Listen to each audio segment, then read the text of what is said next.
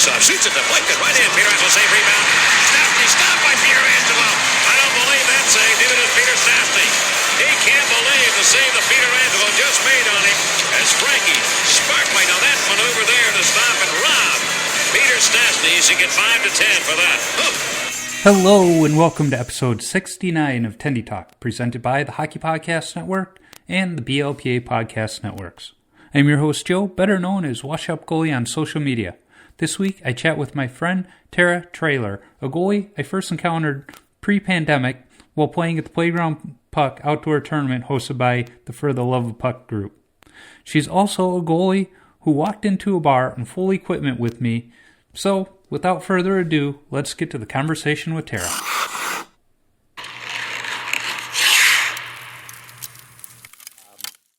So Tara, thanks for joining me on the podcast. Good to talk to you again. Yeah, of course. It's for those listening, we just got to play together, like 3-4 weeks ago in St. Paul?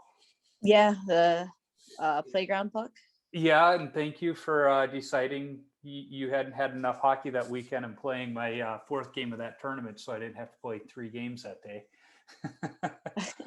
I regret playing that last game. I'm pretty sure I tore my meniscus in that game. Oh, no. I know what play you're talking about because you were a little slow to get up on that shot. Yeah, I don't know what happened. I just extended for that toe save and something popped in my knee. Yep. It was my good knee.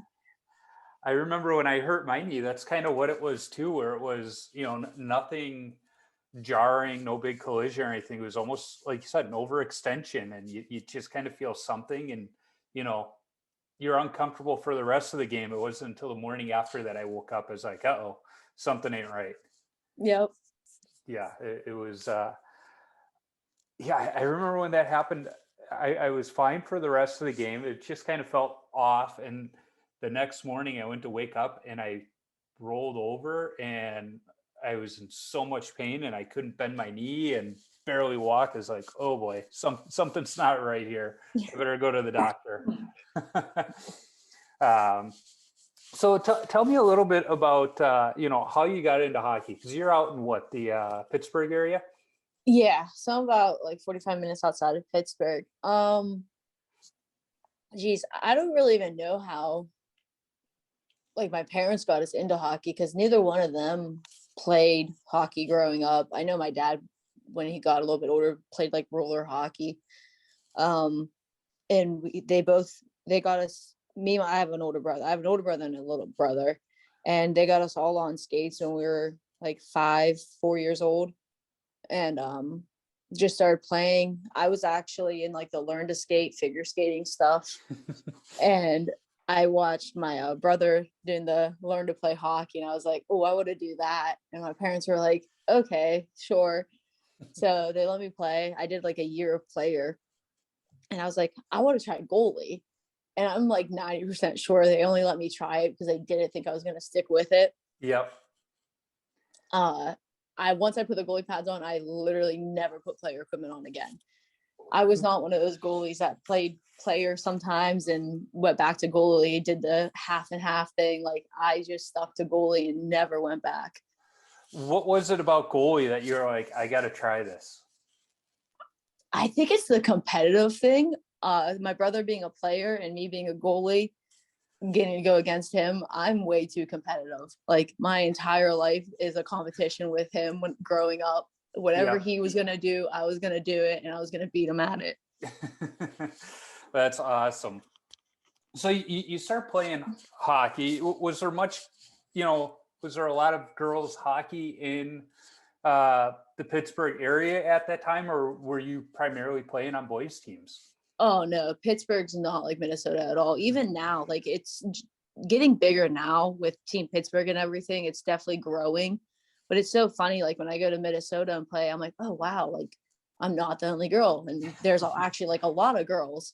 Yeah. Where, I walk into a rink in Pittsburgh, I'm still usually the only female player there. And it was that way growing up, too.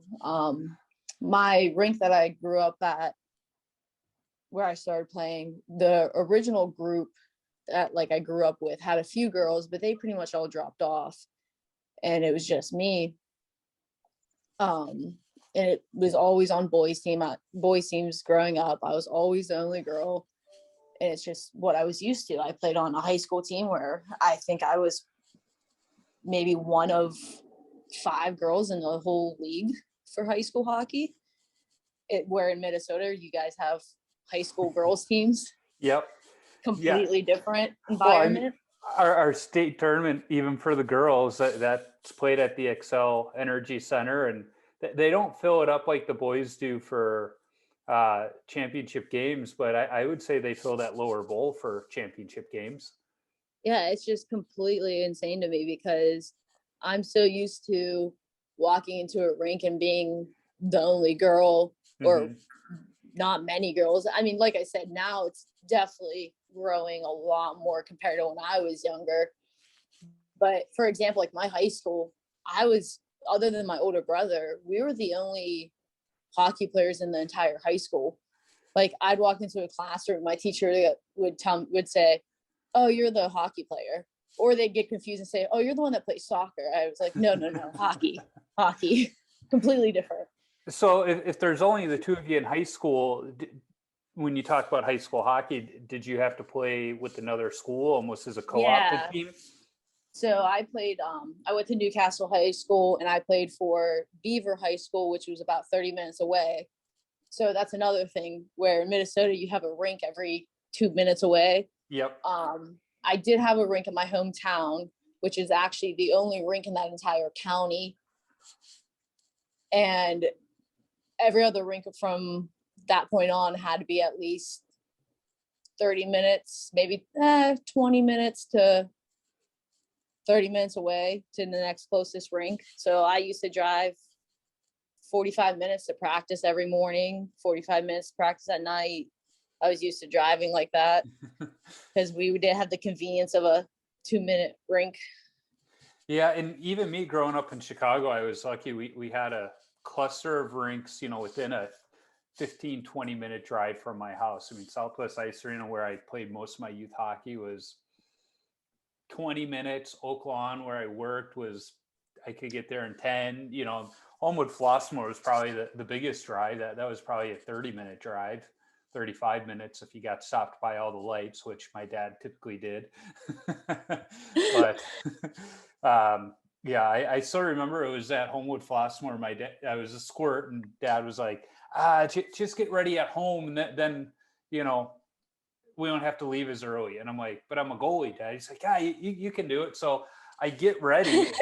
And we have this little station wagon, and we're trying to get me in the station wagon. Finally, my dad just opens the back, and he's like, get in here. And we're driving to the rink, and he's like, yeah, I don't think we can do this get ready at home bit with you. Yeah, it doesn't work so well with goalies. That's like the whole COVID thing. I'm sure you guys had that issue where they were like, oh, you have to dress at home. Locker rooms aren't open. Like, well, it doesn't really work that great for goalies.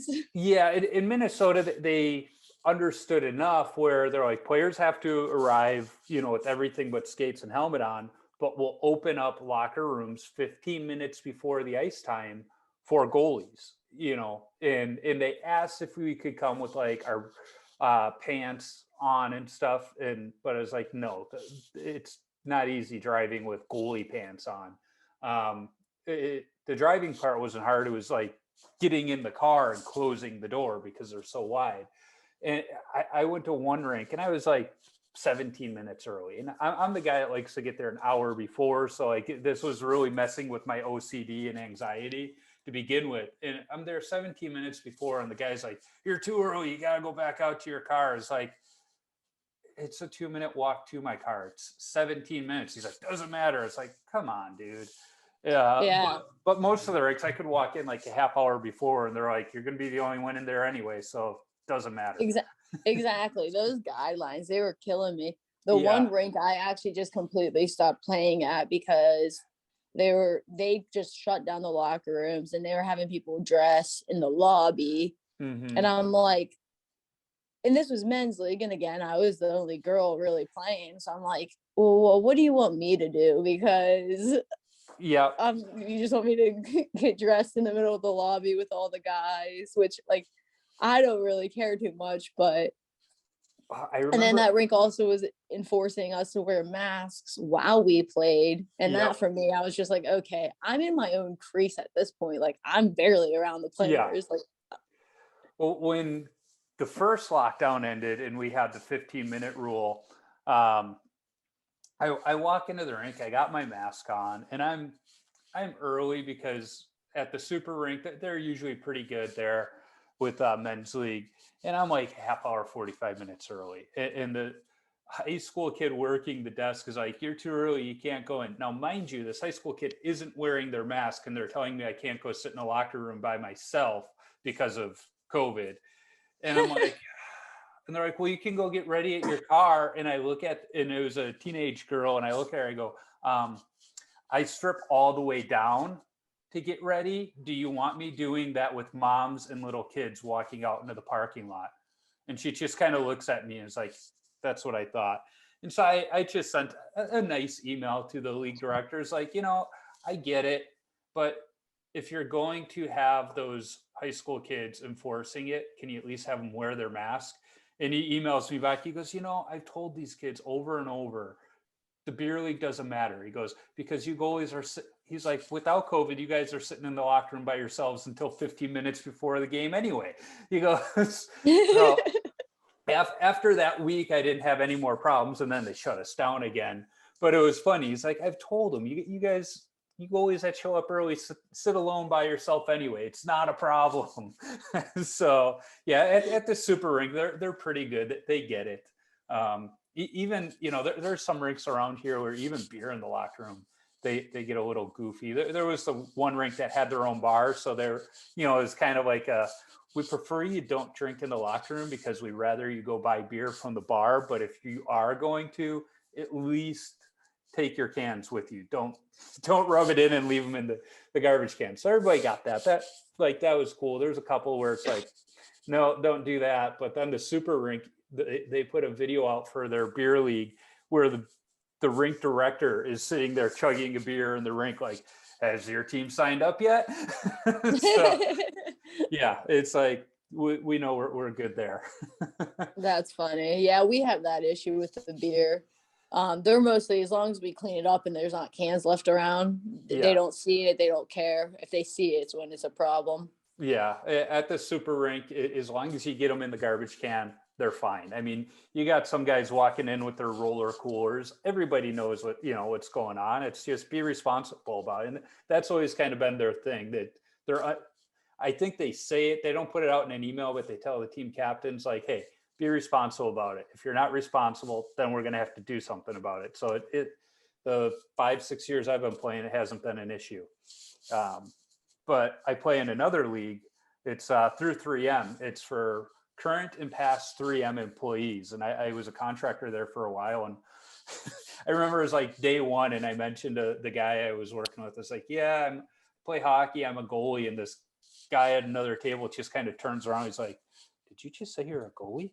I was like, yeah. He goes, well, we happen to have a league and it's all 3M employees. Would you be interested? I was like, yeah, I would. So of course I joined that league, and we got 2 weeks in, and then COVID hit. And it was funny because that rink that we skate at, it has a bar. So we go there, and they got like 6 o'clock, 7 o'clock ice times, which is amazing. But even better, by the time we get off the ice, it's still 2-for-1s at the bar that's connected to the rink. So we go over there, we get our 2-for-1s. And it was the second week, and people, things were starting to get a little crazy. And we were joking on the team email. We're like, all right, who's bringing the N95s to the game so we can wear them? And we're in the locker room, and, some of the guys are getting the ESPN alerts that the NBA is shutting down. We're like, this is interesting. So, we're like, if the NBA is shutting down, our league's probably going to be shutting down soon. Let's enjoy this game. So we enjoyed the game. We didn't play very well, but we enjoyed it. And then we're sitting at the bar having our 2-for-1s, and it was the Blackhawks game. That was the last game before the shutdown. And it came over that the NHL was shutting down too. And the a waitress came around asking if usually we only do our 2 beers and left, and we're like, yeah, bring another round because we're not going to see each other for a while. And so I just got the email that it's looking like they're going to bring that league back this year. So I'm kind of excited about that one. That's nice having the bars right attached to the rinks too. Yeah, it is. Not a lot of rinks have that up here, but that one does. Now, the rink I grew up skating at actually had a bar that overlooked the rink, had a separate entrance and everything, but there was glass and you could sit down and watch games. So like for my high school games, you'd come out of the locker room and it looked like nobody's parents came to the game. Well, they were all at the bar. They were all up at the bar. It was just like, great. It looks like we're playing in front of empty stands some nights, and other nights, if it was a big rivalry game, we had a bunch of students there, but never looked like mom and dad was there. If the bar was open, it was kind of funny. JV games were usually in the morning. So that's when it looked like everybody's parents arrived. Yeah, we have one rink like that in Pittsburgh. It's actually the old Pens practice arena. Oh, cool. South Point, that has like a restaurant with a bar and windows and stuff that overlook the rink. But that's about it. We don't have any other rinks like that. In new rink construction, I'm surprised you don't see more of it. It's a good idea. It really is. I mean, get some simple bar food, some nachos, pretzels, maybe a cheap frozen pizza they can throw in and some drinks. I mean, and of course, hot chocolate because of the other, kids, but it makes sense. I don't know why you don't see more of it. I've always thought if I had the money to build a dream rink, it would almost be like a 4-sheet complex, similar to what this super rink was when they first built it before they added the other 4, but it would have this centralized restaurant bar area where you could overlook the games, all of them at once. It just seems like a natural design element in my opinion, but I'm sure some architects out there know better than me. But so you start playing hockey, not a lot of girls. I got to imagine there had to have been some instances where either teammates or opposing players didn't like having a girl on the ice. Did you face any adversity with that? It was usually an issue when it came to like the other goalie on the team. Mm-hmm. And not usually a lot of times it was, I hate to even say it that way, it's usually the parents. They didn't like it when there was a girl starting over their son. So when I got into like the higher levels of hockey, so I was playing guys AAA, and I got the starting position over the other kid on the team who was a boy, and the parents would throw a fit, and it was always issues that way. And I mean, the guys on the team always just treat me like one of the guys. Yeah. I never really had a lot of issues with that. Now, opposing teams, there's been times where they didn't realize before the game that I was a player, and I'd be just standing watching the game before us, and they just start talking about our team and this and that and whatever. And then they would say that, oh, I heard they have a girl as a goalie. And then they just start saying all kinds of stuff. I would just keep my mouth shut because they obviously didn't know it was me that was the goalie that was standing right next to them. Yeah. You use it as motivation, right? Oh, yeah. Because I learned when I was real little, as soon as I opened my mouth and I would try to say anything back, karma usually gets me, and then I just play bad. So I just play with a chip on my shoulder, and then I just play way better. Mm-hmm. Yeah. But it was usually. Go on. Oh, go ahead. Yeah, go ahead. Sorry.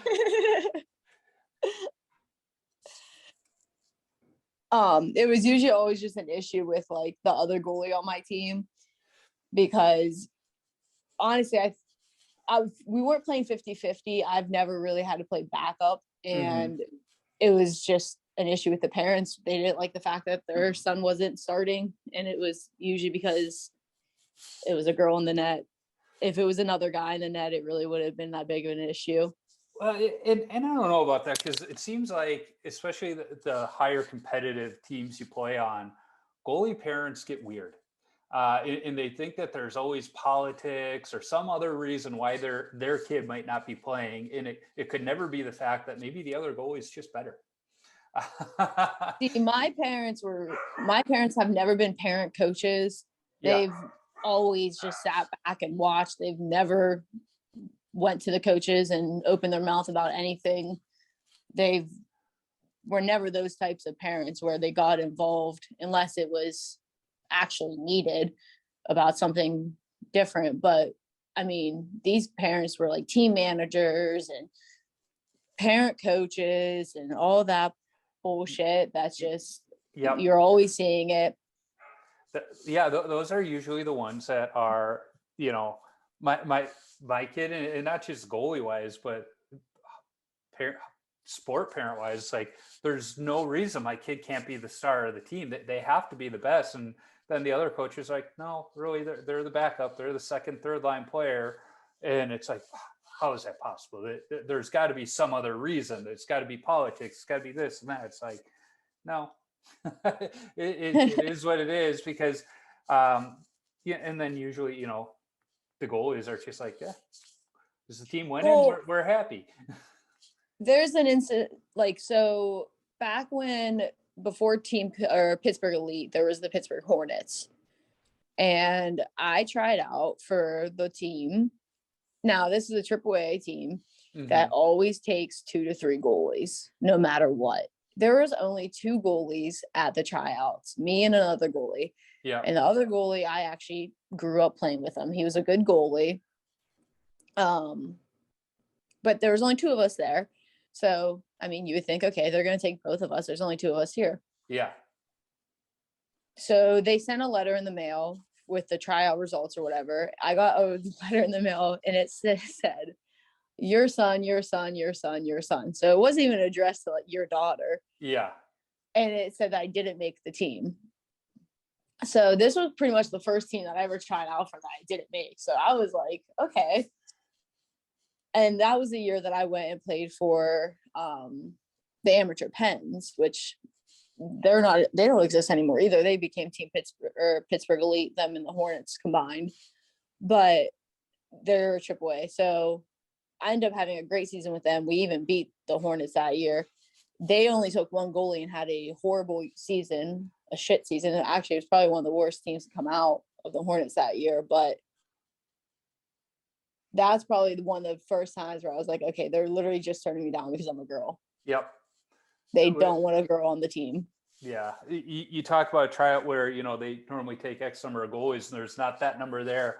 My freshman year of college, we had 26 goalies trying out for 6 spots. It was like, I've never seen that many goalies on the ice at the same time. Holy crap. Even at a goalie clinic, and here we all are trying to get a few shots to impress the coaches.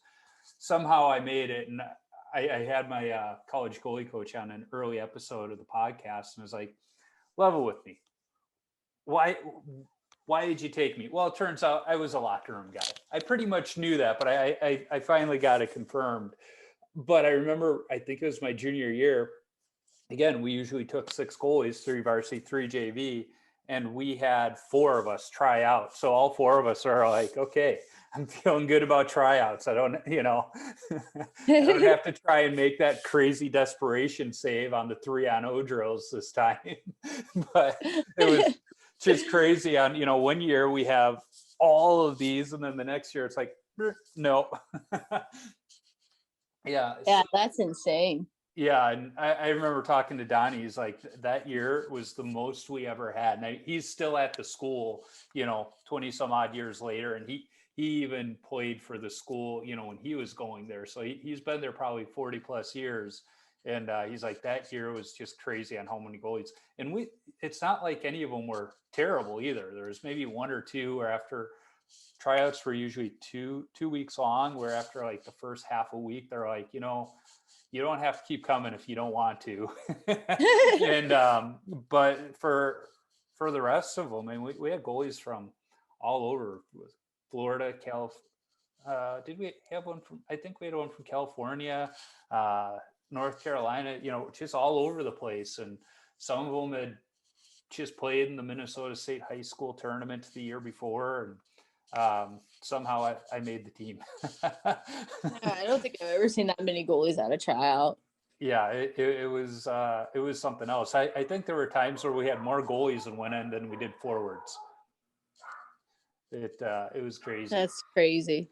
So you're growing up, you're playing AAA, through high school, and then you went to college. And was that had to have been the first time you played on like an all-female team? Was that just like this weird, crazy experience for you? Well, I did play for Team Pittsburgh girls team. I played U12s for Team Pittsburgh, but when I played on a girls team, I still always played on a guys team because my first year playing girls hockey, I absolutely hated it. I did. I hated it. I thought it was slow. I just didn't like it. So my parents let me still play on a boys team while I played on a girls team. Mm-hmm. Which I'm thankful for because I think playing guys hockey made me 10 times of a better goalie than if I would have just grew up playing girls hockey. I did the U12 and then I just went back to just playing boys hockey up until I think I was like 16. I did another year of girls hockey. And then for college reasons, I went back and I did U18 girls hockey because they're not really looking at a lot of guys teams for girls. Right. So, I did play U18 for Team Pittsburgh, and then I ended up at Chatham University for college. My junior year of high school, I actually tore my ACL, which messed up a lot of my college recruiting because that was like my main recruiting year, and I tore my ACL, my meniscus. Yeah. Pole vaulting, actually. Yeah, you were telling that story at the playground puck. I remember that. Yeah. Yeah, so I did that pole vaulting. And then I ended up at Chatham, and I was doing track and field there too, actually. And then hockey, which that was my first time ever playing just girls hockey, not playing on a guys team as well.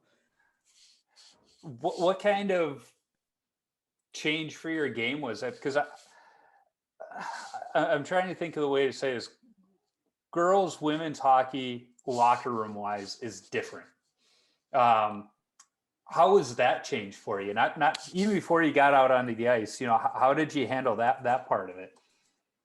Well, it's definitely a different environment because you figure once I hit, I don't know, probably like sports, I think I started just getting dressed in my own locker room. So I was literally just always in my own environment. Yeah. And once you're on a girls team, you're with the team and stuff.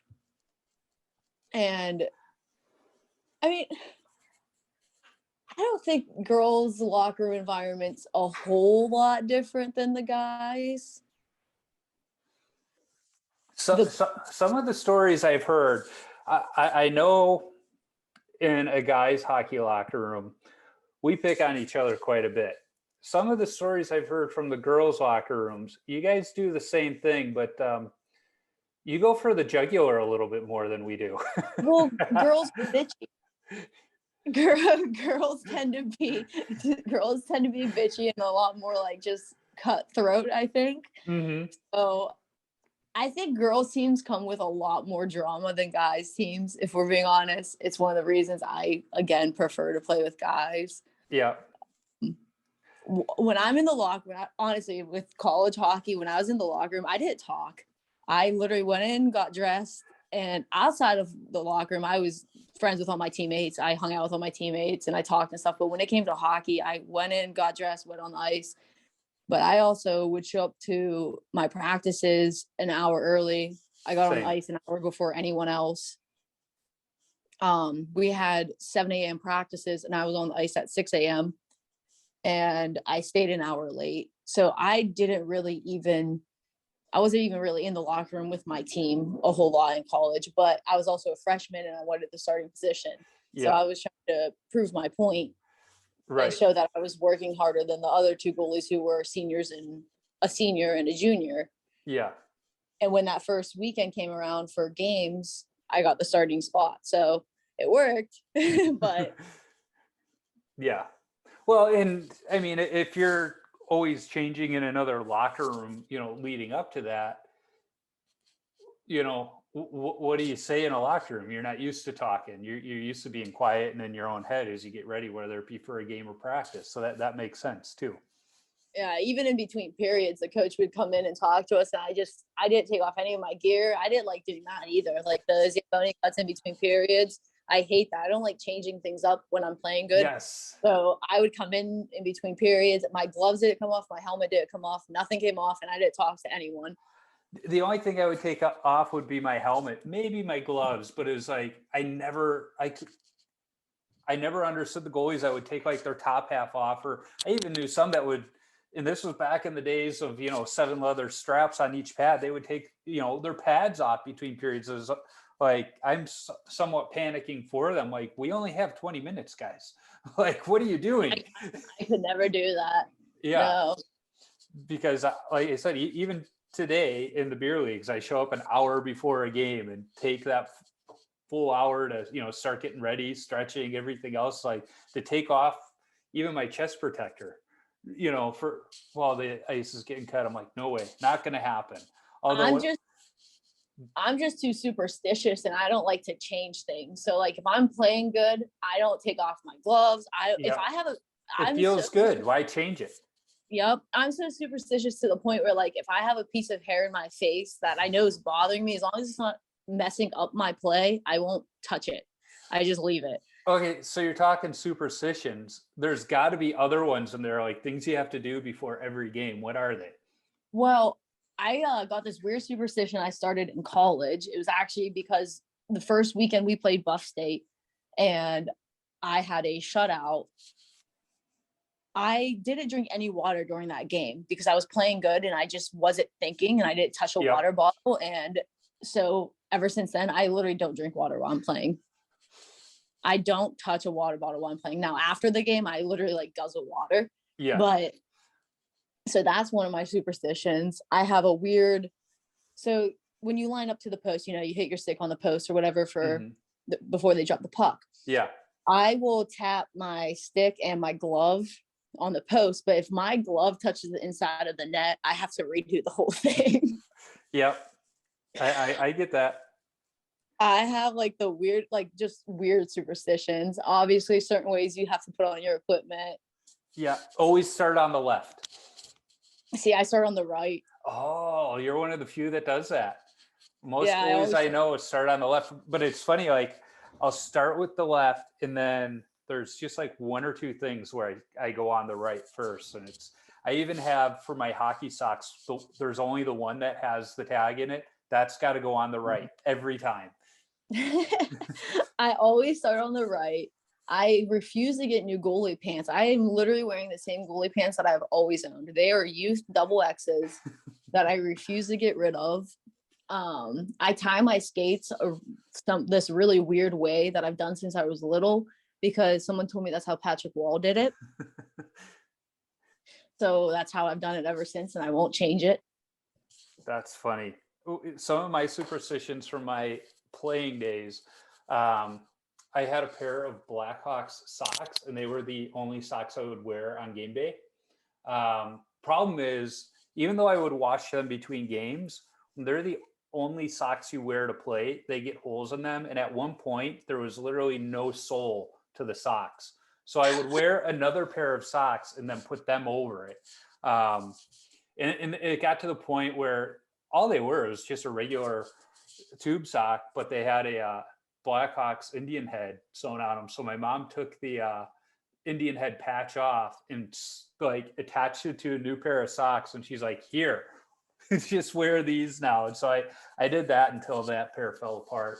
And that's funny. Yeah. And then my freshman year of high school, we won a Christmas tournament, the Sandberg Slapshot 96 tournament, I believe it was. And we got t-shirts for winning the tournament. So I would wear that t-shirt every game day. I didn't wear it when I played, but I wore it every game day under my, in high school, we had to wear a shirt and tie to school every day and 2 games. So I would wear that under the shirt. And then I wore that all the way through college. And by the time I was done with college, it had some holes in it.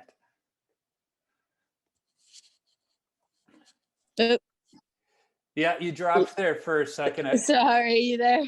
Yeah, I'm here. I was Okay. saying we won a tournament my freshman year of high school, and we got T-shirts as champions, and so I would wear that every game day, not on the ice, but every game day underneath my shirt and tie that we'd wear to school and to games. And so by the time college came around and I made the team, I was like, well, I got to wear this shirt on game day. And it was funny because freshman year, I'm getting ready and I take my sweatshirt off and I got this Slapshot 96 shirt on. And my one teammate, Scotty Becker, who's no longer with us, he looks at it, he goes, "You played in that tournament?" It's like, yeah, we won the tournament. It was the tournament MVP. He's like, that was a tournament we hosted and we were so mad we didn't win it. You guys did. And it was so like every game, like he would see me starting to take my sweatshirt off or something. He'd just look away. He's like, "I don't want to see that." But then it was little things like I would have to retape my game or my stick before every game, whether it needed it or not.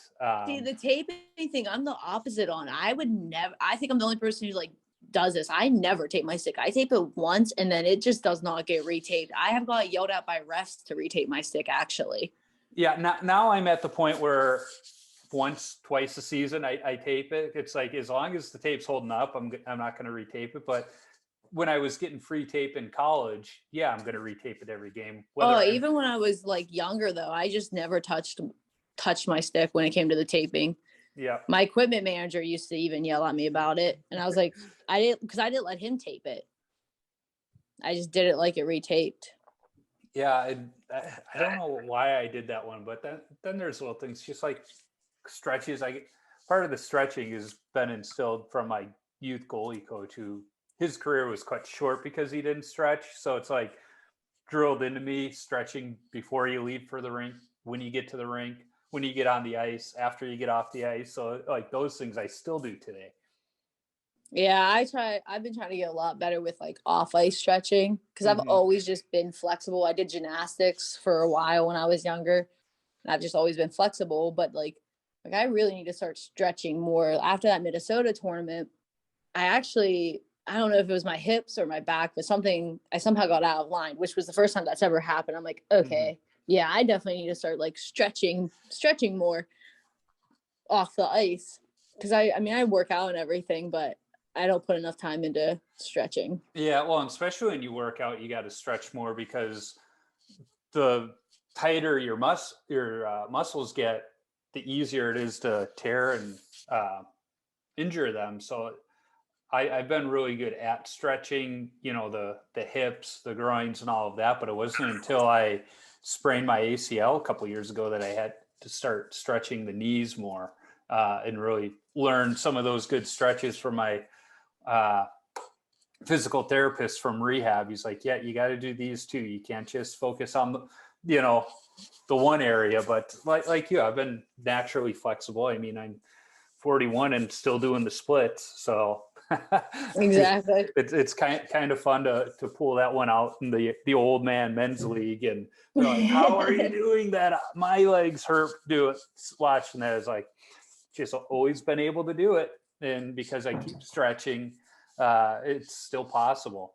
Now you mentioned your hockey pants being a youth size. For those that don't know who you are not a very tall goalie. What we can say is the Toronto Maple Leafs would never look at you because you are nowhere. You're not 6'4". You're barely 5'4". I don't even think the women's league wants to look at me because of my height.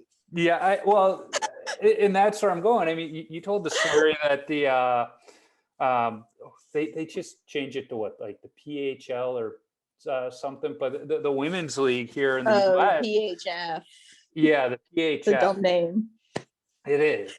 The other one was easier. What was it? The NW. It makes sense. NWHL, the National Women's Hockey League. It just makes sense. But I mean, you were good enough that teams were looking at you, but your height, they were like, we can't find equipment that small. Yeah, I'm only 5'1". I'm not very tall. I like to say I'm 5'2" because I'm 5'1.5". Yeah, rounding up. In skates, you're closer to 5'3".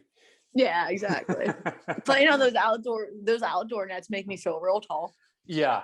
I wish they had that bar down the middle, because that's what I use to get my angles, and not having that messes with me.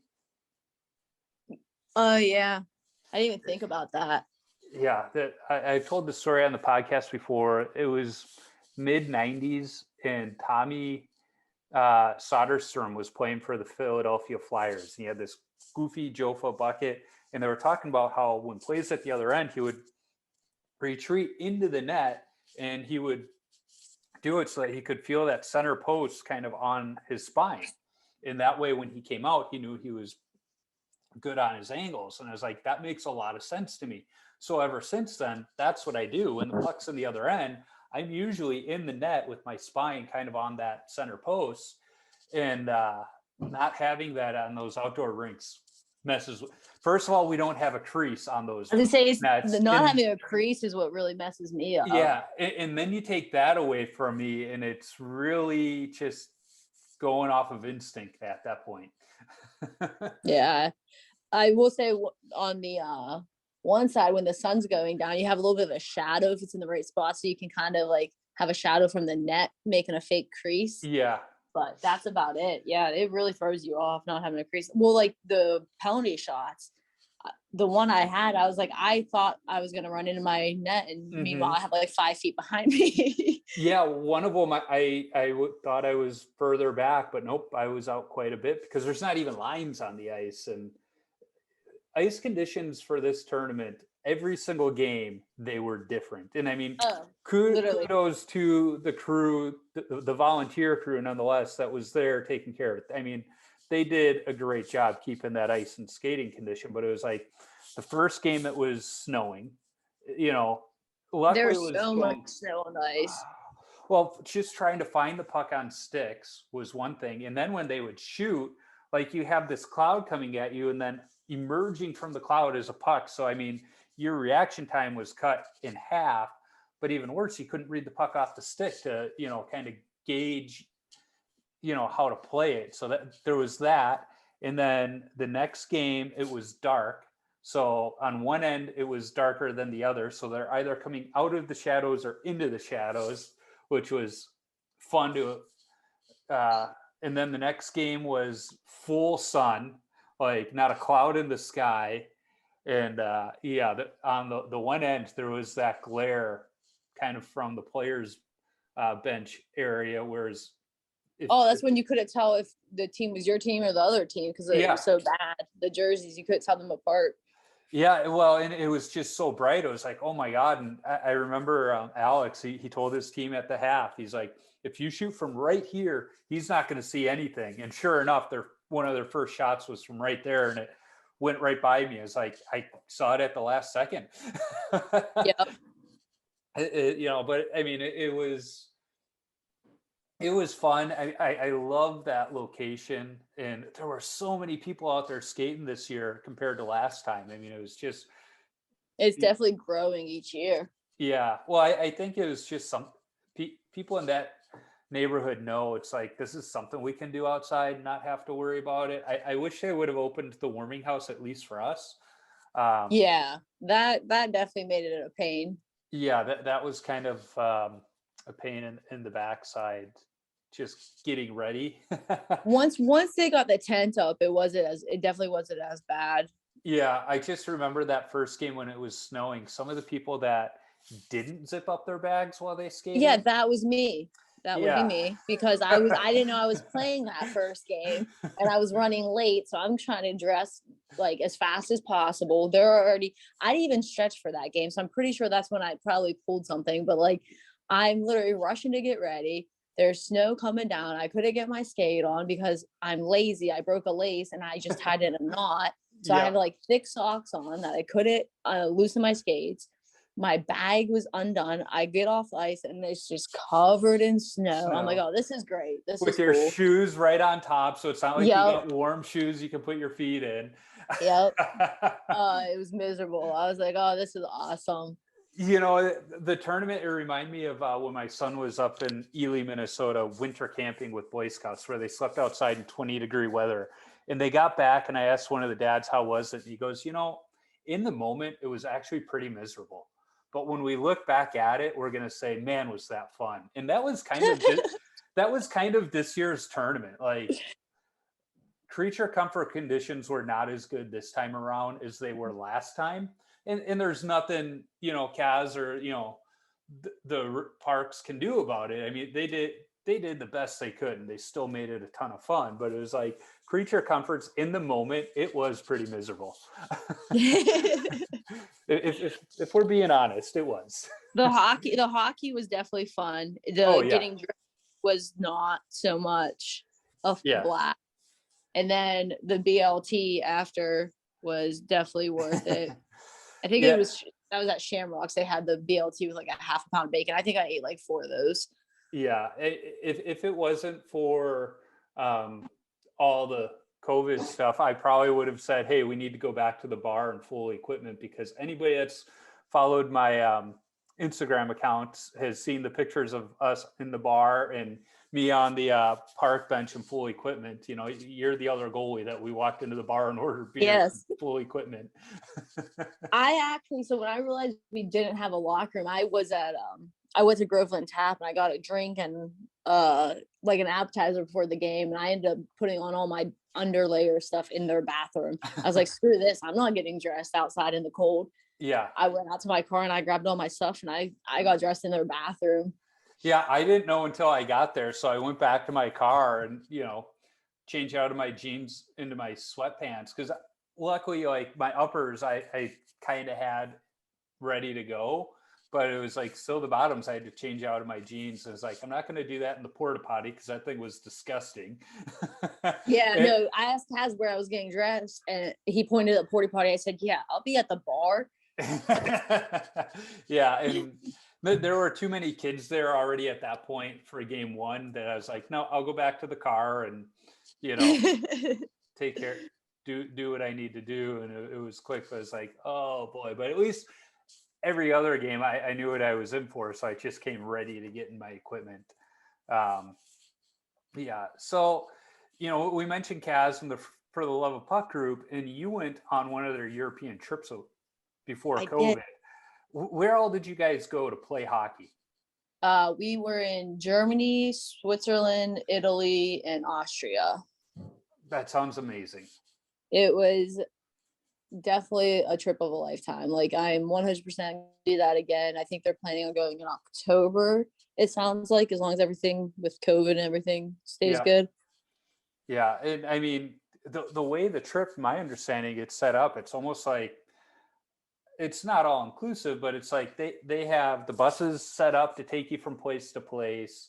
They have teams set up. It's not like you guys are just going playing drop in. It's not like you're going playing in tournaments. Like, they have it organized so that there's good competitive games everywhere you stop. I mean, the one rink was an outdoor rink in the Alps.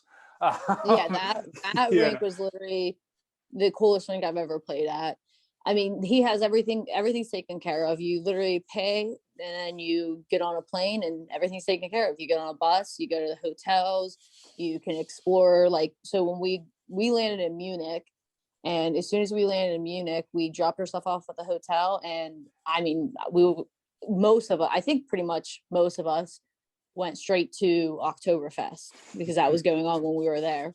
So we literally went straight to Oktoberfest and just started drinking. And then the next day we explored Munich and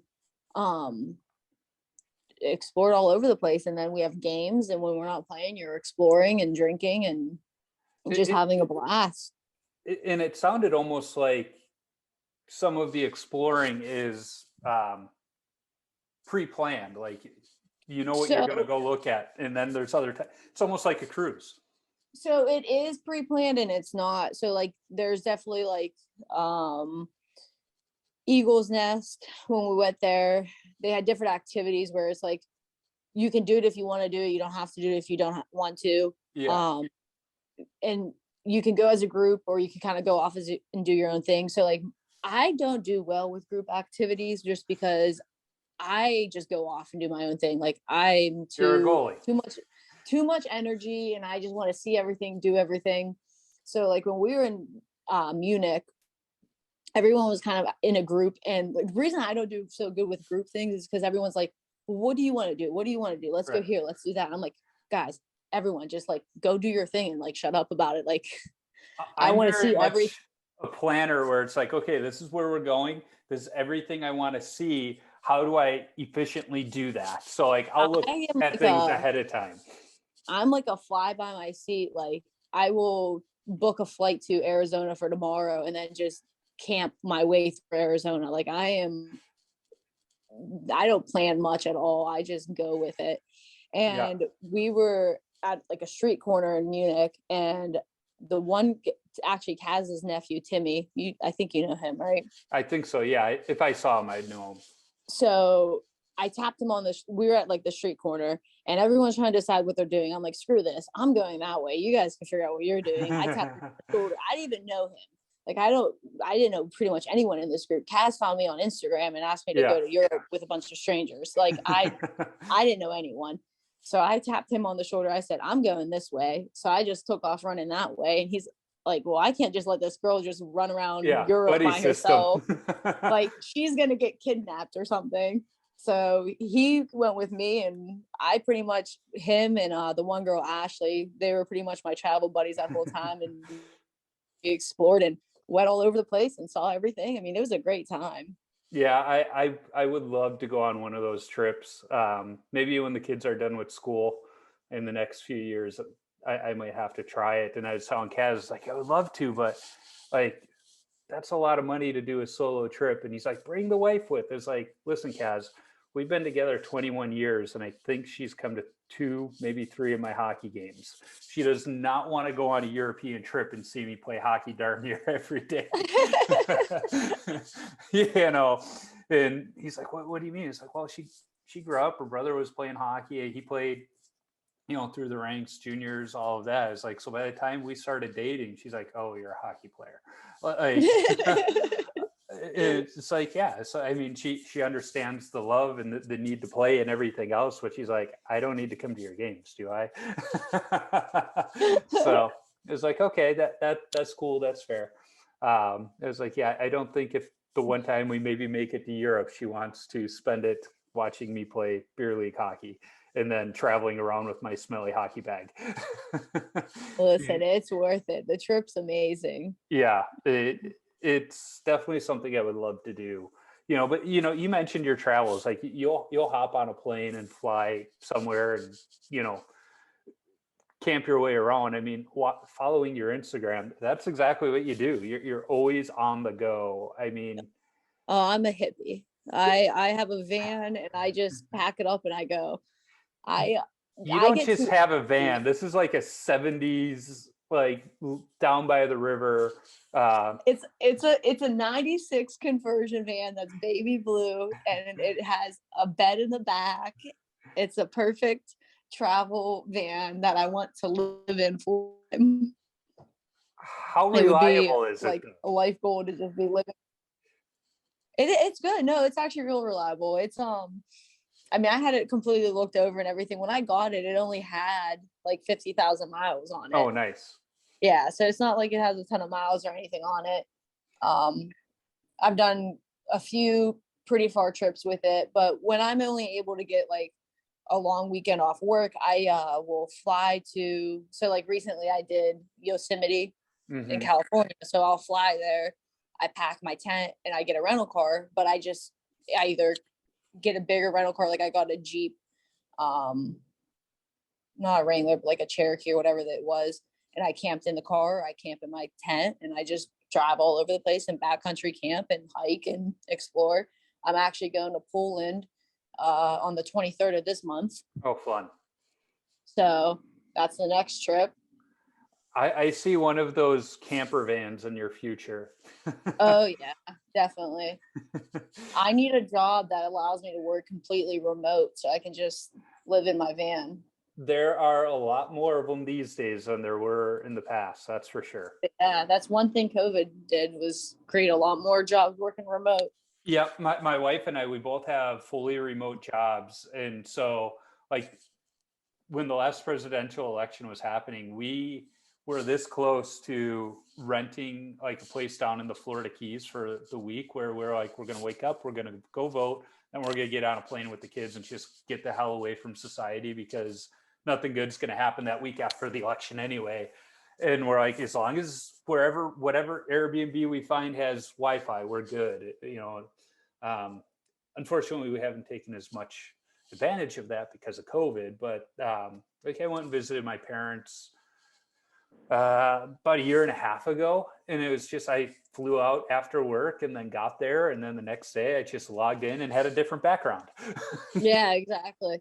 So there is that that convenience that I can just work from wherever. We went to my in-laws lake house over 4th of July, and rather than take a few days of PTO, I was saving them, and I just logged in literally from the lake. Like, I logged in and somebody's like, "Oh, I love your new background. Like, where did you find that?" I'm like, "No, that's real.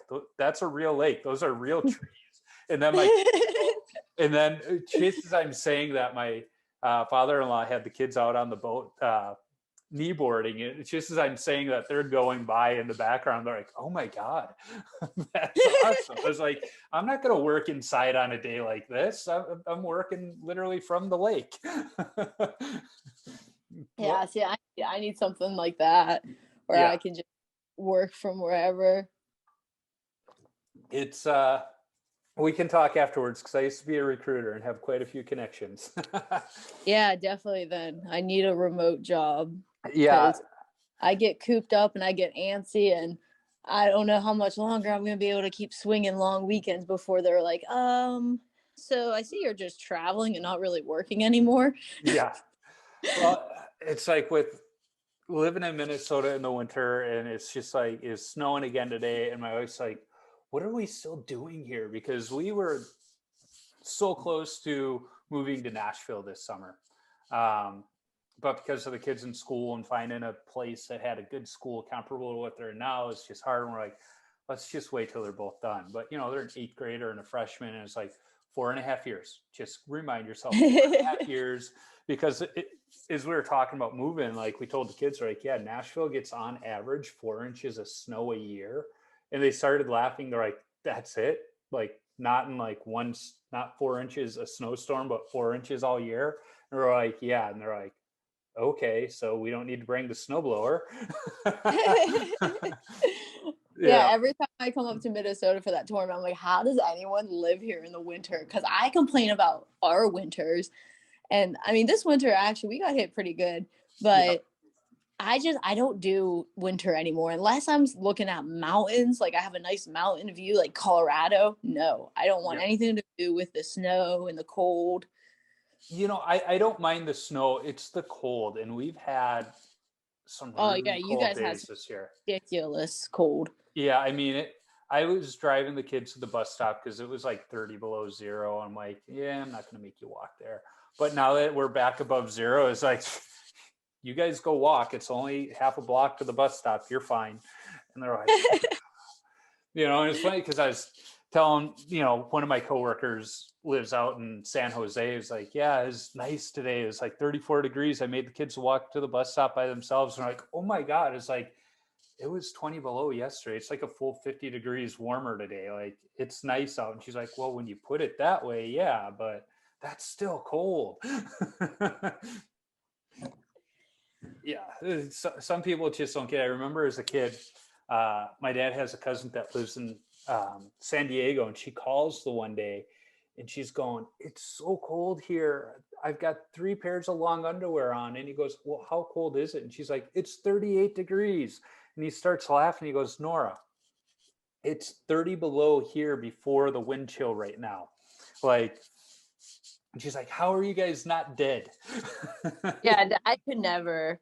I mean, like you said, I don't mind the snow, but the cold, I just can't. Yeah, it's the cold. And I mean, that's why when my dad retired, my mom and dad moved from Chicago to North Carolina. And it's funny because now they've acclimated to a warmer climate, and it gets down to like the 40s. My mom's like, "Oh, it's so cold. We had to turn the heater on."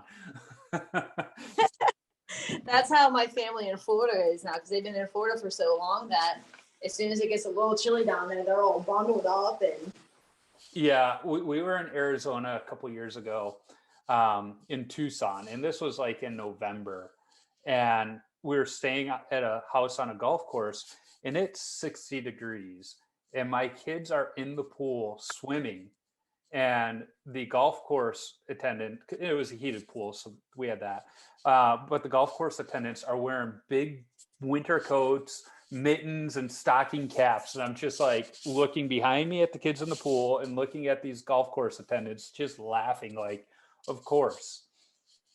it's funny when you like travel and stuff, because that's how you know you're a tourist. Because like when I was in Texas, Yeah, I was in like a tank top and stuff, and I was looking around, everyone was in hoodies and bundled up. I'm like, okay, so this is apparently cold for them down here, because I'm in a tank top and I think it's warm.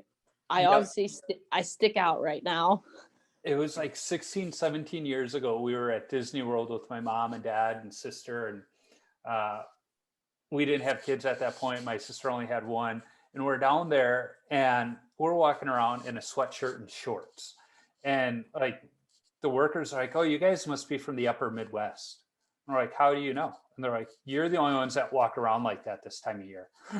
You know, because in the middle of the day, the sweatshirt would come off and we'd have our t-shirt on. But it's one of those, like, if you weren't in the sun, you needed the sweatshirt. But if you were in the sun, you didn't. So they're like, "Yeah, you're the only ones that walk around like this." As they all have their big coats and stuff. And we're like, "Well, it's like 68 degrees." And they're like, "Yeah, it's cold We're here." enjoying it while we can. Yeah, it's funny. So trying to be cognizant of time. We've been talking a while. On every episode, I asked every guest the same 10 questions. I call them my rapid fire questions. They're not that quick, but same 10 questions. I've asked everybody the same exact one. So, first question for you: what's the craziest coaching moment from your playing days? Wait, sorry, you're breaking up a little bit. What was that? What is the craziest coaching moment from your playing days? Oh, craziest coaching moment. Oh no, I don't know if I'm trying to think. I had a coach actually take a slap shot off my head because I didn't stop a puck behind the net. I learned my lesson. I stopped the puck behind the net every time after that. I don't do that anymore. I've told my teammates, it's like, I don't play the puck very well, so I don't come out of the net. And there was a game not long ago. I was playing for another team this last fall. I came out, tried to play the puck, turned it over, wound up in the net. And then the next game, there was an easy rink. I could have stopped it. And one of the guys was there. He's like, "Why didn't you come out and stop that?" I was like, "You were here last game. You know why?" And he goes, "Yeah, that's true. Stay in the net." Yeah, so like I don't play the puck that often either. And what's crazy about that coach is it wasn't even my team at the time. I was like 14, and it was a U16 guys AAA team that I was just practicing with because I wanted the ice time, and I liked the coach. I mean, the coach that did it, he's one of my favorite coaches. Yeah. He was a complete asshole to you on the ice. He'd call you every name. The stuff he'd say to you now, you'd probably get in huge trouble for. Yeah. But it was just like a breakout play, and I didn't know I was supposed to do that. Like, he didn't say stop the puck behind the net. I just was standing in my net, and he yelled at me, then took a slap shot on my head, and I stopped it every time after that. That's funny. That I think it was our last game. There was a ring late. Puck was sent down late in the period, and we only had one ref. It was clearly an icing. He waved it off because he could see the clock. I couldn't. He's like, "There's 15 seconds left." Well, my teammates all think it's a icing, so they're not even moving their feet. And I got two guys from the other team come down. I'm like, "Oh crap, I got to come out and play it." I fumble it, so I kind of pull an Aaron Dell and just kind of like get the elbow up and check the guy and try and tie him up. Somehow they missed a completely open net. They hit the side of it. But like I just skate to the bench and the horn sounds and I'm laughing. I was like, "This is why I don't play the puck, guys." Yep. Yeah, I got lucky there. So the next question, what's your favorite all-time goalie mask? My favorite all-time goalie mask? Yeah. No, I don't know if I really have one. Like of any professional or Yeah. it's funny because I really don't think I have one. Like I don't have one that like sticks with me. You know what though? I like that because it means you like them all.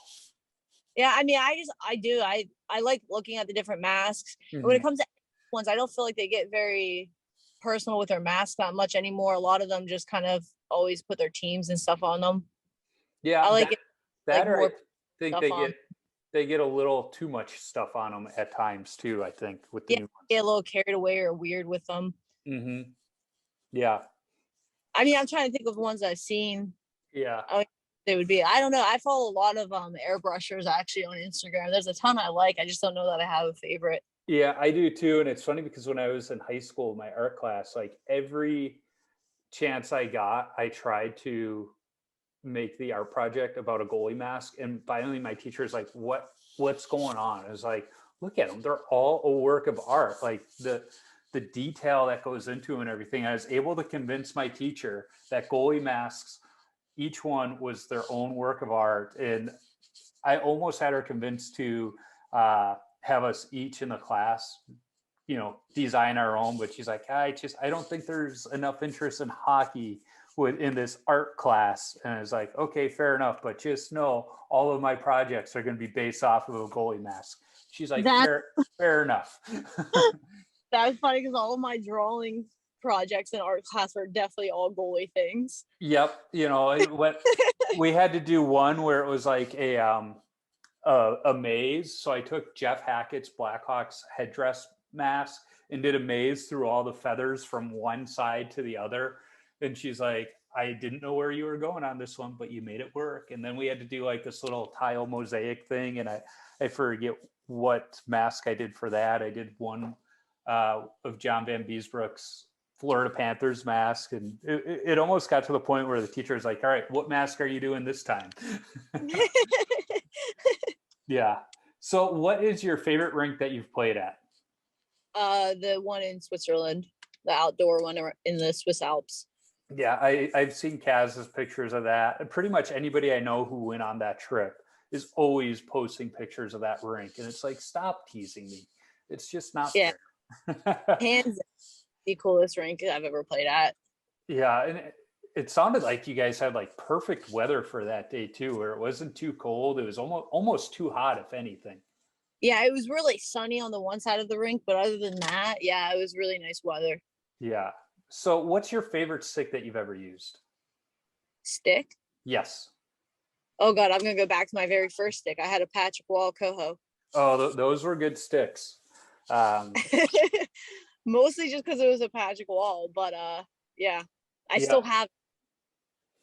I remember when I was in college, we had some of them, and the only reason I didn't use them is they were a shorter paddle than I liked, so I used Christians in college.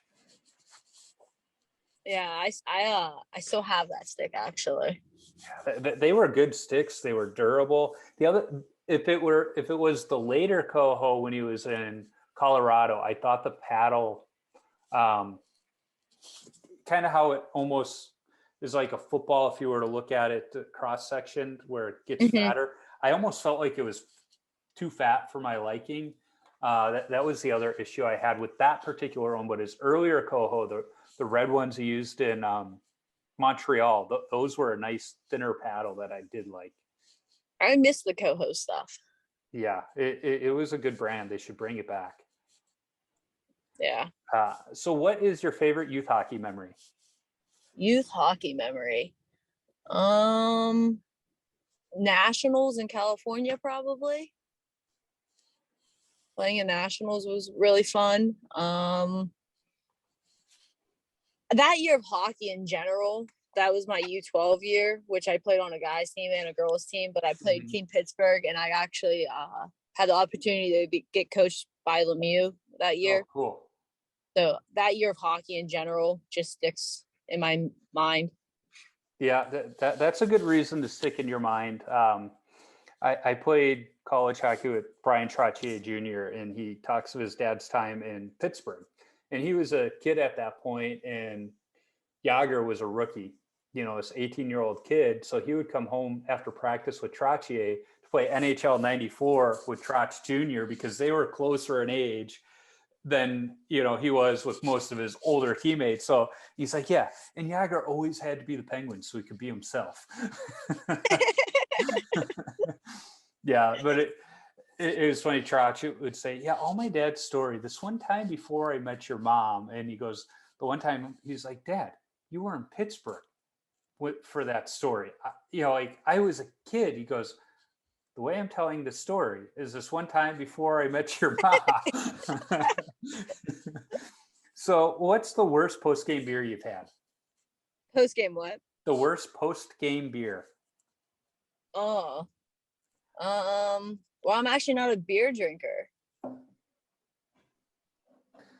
That's not true because you had one with me.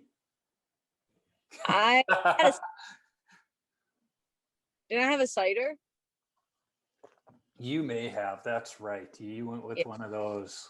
I had a cider. I'm not a beer drinker. The only time I ever drank beer was in Munich. So what's the worst post-game drink for you then? Beer. Beer. Fair enough. I like whiskey. Okay. See, I had Eddie Belfour on the podcast a while ago, and he sent me some of his whiskey that him and his son make. And I let my teammates know that. And now they're like, so when are you bringing that whiskey for us to try after a game? It's like, shoot, I shouldn't have told you that.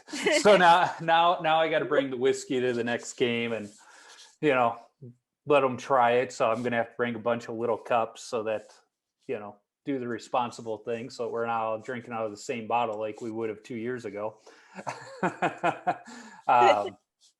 So this is the polarizing question. When you tape your stick, do you go heel to toe or toe to heel? When I tape it? Yeah. Toe to heel. Okay. So you're in the minority here. Why do you go toe to heel? Because I never tape my stick and I probably don't do it right. I don't think there's a right way or a wrong way of taping your stick. It's whatever works for you. I usually will hand it to one of my teammates and say, tape my stick for me. Nice. Yeah, I didn't trust my teammates because I go up above the heel there, and I didn't trust them to do that. Yeah. Yeah. When I do finally tape my own stick, it's usually toe to heel. So when you play, what's your favorite number to wear and why? 47. That's the only number I wear for every sport. There's not really a real reason other than it's just the number that was given to me my first year of goaltending, and it stuck, and it's just my lucky number now. That works. Surprisingly, 47, you're starting to actually see that more with goalies too. It's weird that it's just becoming a goalie number. Yeah, it's been my number since I was 5, and like for every sport, everything. 47 for soccer, baseball. When I was coaching high school hockey, one of our goalies, that was his number too. And it was funny because we were ordering new jerseys the year he was coming up, and so he was able to get 47. So they would keep the jerseys for a while, and then the younger goalies after him, they're like, I don't want that number, but I have to have it because it's one of the only goalie cut jerseys we have. Yep. Yeah. So the last question, what advice do you have for young goalies? Stick with it. My advice is for girl goalies. It's to play with the boys because it makes you better. I tell every time I run into girls playing hockey, especially as a goalie, you get away with playing guys hockey for much, much longer. I mean, not a girl player can play guys hockey as long as they want to, but usually once they get into that hitting age is when girls drop off and they go play girls hockey. But as a goalie, you don't really get checked, obviously. I mean, yeah, you might get into, you're going to get bumped around. It is what it is, but you're not getting checked constantly. So as a girl playing goalie, you can play with the guys your entire career, essentially up until college. So play guys hockey for as long as possible because it will make you 10 times the better goalie, in my opinion. I can look at a whole team of girls and pick out which ones played guys hockey, which ones have only played girls hockey. Yeah. Just Yeah. level. Well, and I, like you said too, it's not just goalies, it's players as well. I mean, you can tell, in the beer leagues, which girls have played boys hockey and which can't, just the way they play. And even as a goalie, from where they shoot from. Yep. Because girls playing with guys, I think, know they need to kind of be in the slot, and kind of the red zone, is like I like to call it, to shoot on goalies, in the beer leagues. Whereas girls that have only played girls hockey, they're going to be at the blue line shooting the puck, and it's not going to make its way through. And it's nothing against women's hockey. It's anatomy, basic anatomy. Their shots just aren't going to be hard enough. You can tell by even something as simple as their stride and skating. Oh yeah, they're always a lot Their of women stride is completely so much better. It's a whole different game. You can tell when the girls have played guys and when they have played nothing but girls. Now, girls hockey is getting a lot better. It is improving. Oh it's yeah. Great. Don't get me wrong. But there's a huge difference between girls and guys, sports in general. It's actually really funny because we were watching the highlights from the USA Canada game at my work, and the guys watching it were like, it's like I'm watching this game in slow motion. It's like they score, but it's like, did the goal go in? Like, how'd that even go in? Because it was like a slow motion goal. And I'm like, and it sucks it's that way, but so my advice would just be stick with guys hockey for as long as you can. When you start to get a little bit older, for recruiting reasons, obviously play some girls hockey, get on a high level girls team. But it sucks with like the politics involved in hockey. Yep. That's any sport, though, in all honesty, is the politics. Yeah. But to that Canada-US game, like Maddie Rooney lives in the same community I do, so I joke that she's my neighbor. She played a good game, but that Canada goalie was unreal that game. She's the reason they won that game, because Canada was outplayed and she was out of her mind. She played great. I mean, she played amazing. She had 57 shots? Yeah. We outshot them 57 to like 20 some. Yeah. And yeah. Rudy played good, but she also didn't see like herself. She committed early on 3 shots. Mm-hmm. Her pushes were weak when she committed early to push over, and she was off her angle on almost all the shots. So I don't know. I do think she recently hurt her knee, so I don't know if that had something to do with it or if it was just an off game. Yeah. Well, what's great about Team USA is they have 3 solid number 1 goalies. Yes, exactly. And they just rotate them too. It's not like you're playing this game. They just rotate through it. So, we'll probably see Hensley for the next game would be my guess. Yeah. Because they were doing the 3 goalie rotation this time around. Yeah. I just can't we outshot them that much and didn't win. Yeah. It makes me feel good as a fan looking forward to a possible gold medal matchup with Canada. Because you and I know as goalies, you do that one game, that's awesome. But you get into your own head saying, I got to do this again for us to win. Things usually don't go well. Yeah. So I'm hopeful. But the other thing too is, 2 of the 4 goals were because of penalties. And Canada scored 1 on the power play, 1 on the penalty shot. Canada's got a dynamite power play, and so they got to stay out of the box. Yeah. Yeah. So it's going to be fun. And then I watched the guys game today, and the fact that Team China can call themselves Team China when 11 are from Canada, 7 are from the US, and then like the rest, all except for 1, are from Europe. I think only 1 was actually born in China but grew up in California. It's like, come on. What's that? Like the dual citizenship type deal going on there?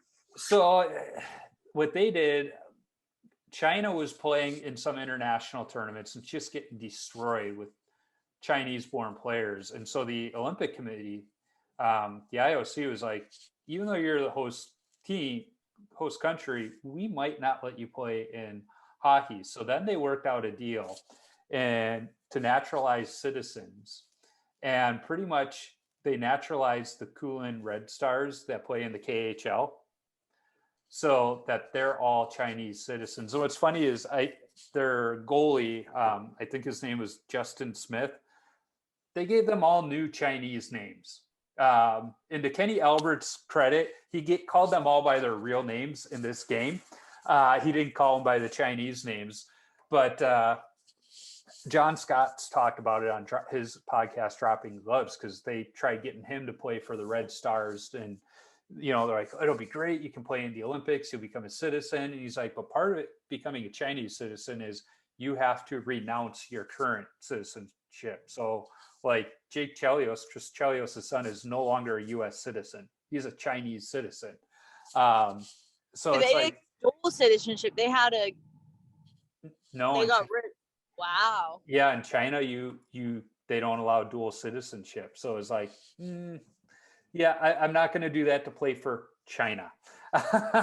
Not in the current geopolitical climate. Yeah, that's crazy. Yes. I did not realize that. So, that team has basically been playing together all season. So they looked really good early on compared to the U.S. team, which is mostly college kids who've been playing together for maybe 2 weeks, and this is their first real game together. So it started out, so I think they only had 1 or 2 goals in the first period. But as the game went on, you could see the chemistry building. By the end of the game, it was an 8-0 win. So it was good to see them come together. A perfect team for them to play for the first game. Not one of the other stronger teams. So that was good as a fan to see.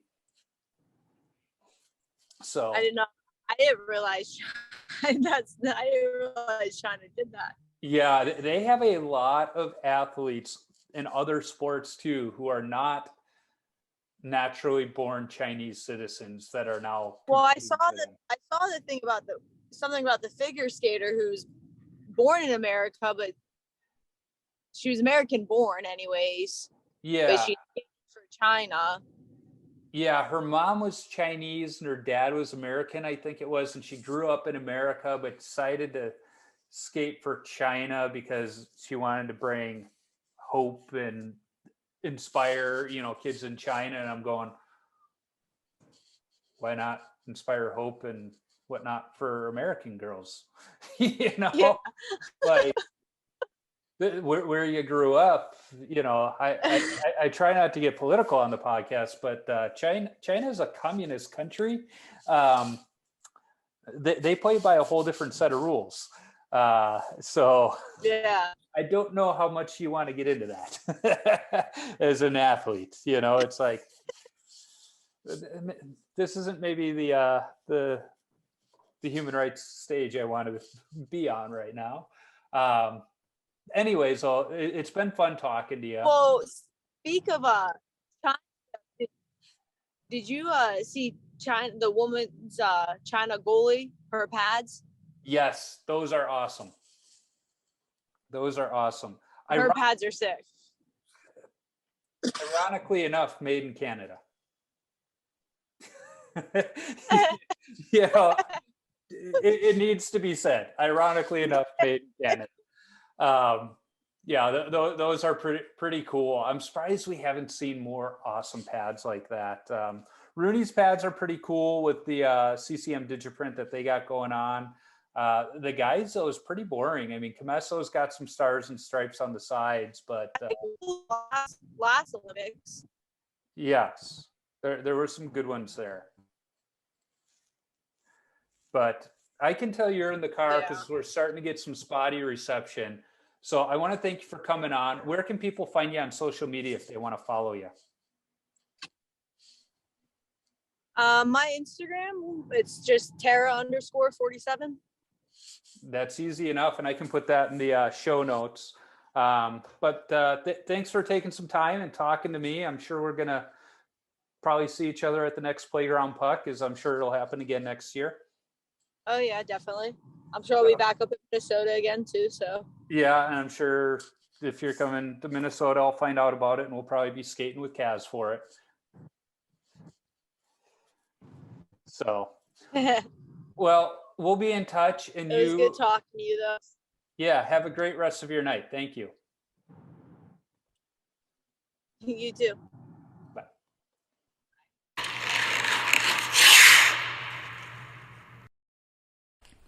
Tara's a fun person to talk to with a lot of interesting stories. We didn't even get to her almost being drafted by the Buffalo Beauts, but later being told the equipment manager is the one that put the kibosh on that because she is so small and it would be hard to find pro-level equipment that small. We might have to have a follow-up episode so we can talk about that. Be sure to follow Tara on Instagram at Tara_47. You can find me on Instagram, Twitter, Facebook, and YouTube simply by searching for Wash Up Goalie. Visit washupgoalie.com for some great hockey-related content, my beer league hockey video highlights, and of course, all podcast episodes. If you want some Wash Up Goalie or Tendy Talk apparel, be sure to visit the Threadless shop by clicking the merchandise link on my website. If you like this podcast, go listen to the BLPA Big Show. It's the OG BLPA Podcast Network show where a couple of beer league players talk beer league hockey, draft experience shenanigans, and exploits from around the game. Be sure to check out the full lineup of hockey-related podcasts on the Hockey Podcast Network as well. There are too many lists here, but shows like the Barn Burner Podcast, the Tracking the Storm Carolina Hurricanes Podcast, and the Tell It Abs It Is podcast can all be found.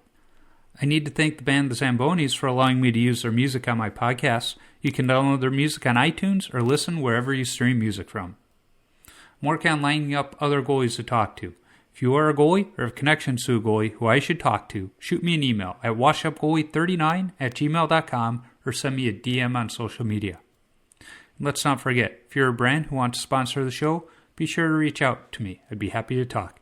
And finally, if you like what you hear, be sure to subscribe, rate, and comment on the podcast platform you're listening on. It's a quick action on your part that helps others find Tendy Talk. Until next time, keep your stick on the ice and your body square to the puck.